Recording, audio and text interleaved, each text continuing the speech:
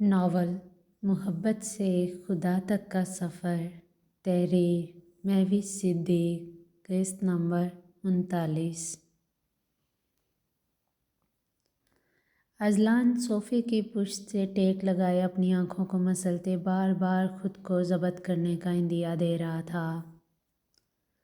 وہ زبردستی اس پر اپنا حق نہیں جمانا چاہتا تھا۔ نایاب ہوتے ہیں وہ شوہر جن کی نیک سیرت کی وجہ سے ان کی بیوی خود ان سے اپنی محبت کا اظہار کرتی ہے۔ اذلان بلند حوصلے سے اس وقت کا انتظار کرنا چاہتا تھا، کیونکہ وہ جانتا تھا صبر ایک ایسی سواری ہے جو اپنے سوار کو نہ تو کسی کے قدموں میں اور نہ ہی کسی کی نظروں میں گرنے دیتی ہے۔ وہ خود ہار کر بھی زینب کو فاتحہ کی صورت میں دیکھنا چاہتا تھا۔ وہ اپنے رشتے کی شروعات اس انداز سے کر کے زینب کی نظروں میں اپنا مقام کھونا نہیں چاہتا تھا۔ اذلان کو اپنے رب سے قوی امید تھی کہ وہ بہت جلدی سے اس کے نیک عمل کا صلہ ضرور دے گا انشاءاللہ۔ ولیمے کی تقریب اپنے جوبن پر تھی۔ شمسا اور جے ڈی بطور کپل سامنے اسٹیج پر ڈیکوریٹ کیے ہوئے کاؤچ پر بیٹھے ہوئے تھے۔ اس دوران جے ڈی نے کئی دفعہ شمسا کو مخاطب کرنے کی کوشش کی، مگر وہ اسے یکسر نظر انداز کیے آتے جاتے مہمانوں کے ساتھ ہی محض گفتگو رہی۔ ولیمے کی دلہن بنی شمسا ہلکے پستہ رنگ کی میکسی زیب تن کیے نظر لگ جانے کی حد تک حسین لگ رہی تھی۔ جے ڈی نے ہی پارلر سے شمسا کو پک کیا۔ سارا راستہ خاموشی سے کٹا۔ اس نے ایک دو دفعہ اسے مخاطب کیا، مگر شمسا نے اسے کوئی رسپانس نہ دیا۔ وہ چپ سادے ونڈ سکرین کے پار ہی دیکھتی رہی۔ جے ڈی کو وہ اس وقت ایک جیتا جاگتا مجسمہ محسوس ہو رہی تھی۔ اس کی حد درجہ خاموشی جے ڈی کو دوہری اذیت میں مبتلا کر رہی تھی۔ وہ تو اس کی طرف دیکھنا بھی گوارا نہیں کر رہی تھی۔ اس کی آنکھوں کی پریشانی کیسے بھانپتی۔ رسم کے مطابق حیا، مریم اور زاویار اس کے لیے ناشتہ لے کر آئے۔ اس دوران انہوں نے اسے کئی دفعہ ہنسانے کی کوشش کی، مگر اس کے چہرے پر چھائی سنجیدگی کو کوئی خاص فرق نہیں پڑ رہا تھا۔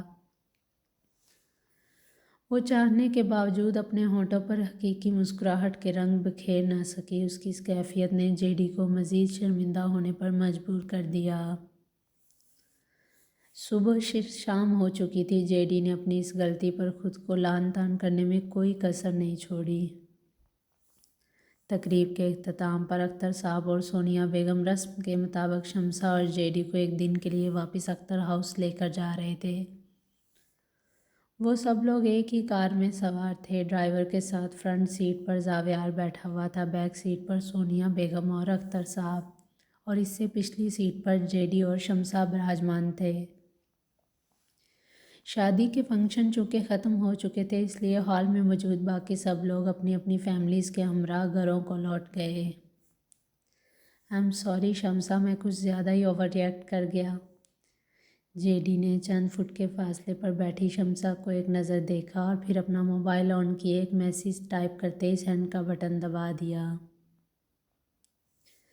کار کی ساکت فضا میں میسیج کی بجتی رنگ ٹون نے شمسا کی توجہ بے اختیار اپنی جانب مبذول کروا لی۔ جے ڈی اس وقت بنا پلکیں جھپکائے شمسا کو ہی دیکھ رہا تھا۔ میسیج پڑھتے اس کے چہرے کی رنگت متغیر ہو گئی۔ میں ایک جیتی جاگتی انسان ہوں، کوئی موم کی گڑیا تو نہیں جسے جب چاہا توڑ دیا، جب دل چاہا جوڑ لیا۔ وہ صرف سوچنے پر ہی اکتفا کر سکی تھی۔ اس نے بھیگی نگاہوں سمیت جے ڈی کو ایک نظر دیکھا اور پھر بنا کوئی رپلائی کیے موبائل کی سکرین سرے سے ہی آف کر دی۔ اب وہ بھیجے تاثرات سمیت پھر سے ونڈ سکرین کی طرف متوجہ ہو گئی۔ سب کی موجودگی میں شمسا کے اس رد عمل پر جے ڈی ماں سوائے گہرا سانس بھرنے کے اور کر بھی کیا سکتا تھا۔ پورا راستہ یوں ہی کٹ گیا۔ وہ دونوں آپس میں تو کوئی بات نہیں کر رہے تھے، مگر اختر صاحب اور سونیا بیگم کے ہر سوال کا جواب ضرور دے رہے تھے۔ ان سب سے بے نیاز زاویار اس وقت شادی کی پکچرز کو ایک الگ فولڈر میں تقسیم کر رہا تھا، کیونکہ حیا نے اسے کہا تھا ماموں جو تصویریں اچانک کھینچی گئی ہیں جلد از جلد ان سب پکچرز کا البم بنوائے، پھر ہم سب مل کر ان تصویروں پر کامنٹ پاس کر کے شگل میلہ لگائیں گے۔ ان ممکنہ لمحات کو سوچتے زاویہ ابھی سے مسکرا رہا تھا، کیونکہ اس نے ایسی ایسی پکچر سلیکٹ کی تھی جسے دیکھتے ہی سب کے چہروں پر ہنسی کے فوارے چھوٹ جانے تھے۔ شمسا شادی کے بعد پہلی بار گھر آ رہی تھی۔ سونیا بیگم کی ہدایت کے مطابق ملازموں نے ان سب پر پھولوں کی پتیاں نچھاور کیں۔ اس پرتواق استقبال پر جے ڈی بھی دھیمے سے مسکرائے بنا رہ نہ سکا۔ سب لوگ کافی پرجوش نظر آ رہے تھے۔ لاؤنج میں رات دیر تک باتوں کا سلسلہ جاری رہا۔ مام، مجھے نیند آ رہی ہے، میں اپنے کمرے میں جا رہی ہوں۔ شمسا کی مدھم آواز نے ان سب کی توجہ کو بھٹکنے پر مجبور کر دیا۔ ٹھیک ہے بیٹا۔ سونیا بیگم کے اس بات میں سر ہلاتے ہی شمسا وہاں سے اٹھی اور پھر سیڑھیوں کے زینے چڑھتی اپنے کمرے میں چلی گئی۔ جے ڈی کی خاموش نگاہوں نے کافی دور تک اس کا پیچھا کیا۔ شمسا نے کمرے میں آتے ہی ڈریس چینج کیا اور پھر منہ ہاتھ دھونے کے بعد لائٹس آف کرتی بیڈ پر لیٹ گئی۔ اے سی کے خنک ماحول کی وجہ سے شمسا نے تکیے پر سر رکھتے ہی کمفرٹر تھامے خود کو اچھی طرح کور کر لیا۔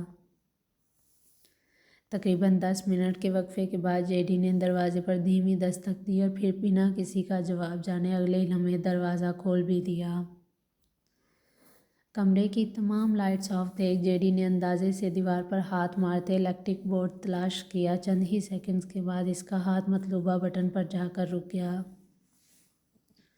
اس کو دباتے ہی کمرہ رنگا رنگ روشنیوں سے نہا گیا۔ کمرہ نفاست کا منہ بولتا ثبوت تھا۔ فرنیچر سمیت کمرے میں موجود بیڈ شیٹ، پردے، حتیٰ کہ ہر چیز میں گلابی رنگ کی جھلک نمایاں ہو رہی تھی۔ جے ڈی نے ایک سرسری نگاہ کمرے میں دوڑانے کے بعد اپنے قدم فوراً بیڈ کی طرف بڑھا دیے۔ شمسا، شمسا۔ جے ڈی نے ہاتھ بڑھاتے شمسا کے چہرے پر سے کمفرٹر ہٹا دیا۔ شمسا کی سرخ نمی سے بھرپور آنکھوں نے اسے تفکر میں مبتلا کر دیا۔ مجھے نیند آ رہی ہے، آپ یہاں کیوں آئے ہیں؟ ساتھ والے کمرے میں جا کر سو جائیں، وہ کمرہ اس وقت فری ہی ہے۔ شمسا نے بھرائی آواز میں کہتے کمفرٹر واپس سر پر لپیٹ لیا۔ اب کی بار جے ڈی نے بیڈ پر بیٹھنے کے ساتھ ساتھ دھیمی مسکراہٹ چہرے پر سجائے کمفرٹر واپس کھینچ لیا۔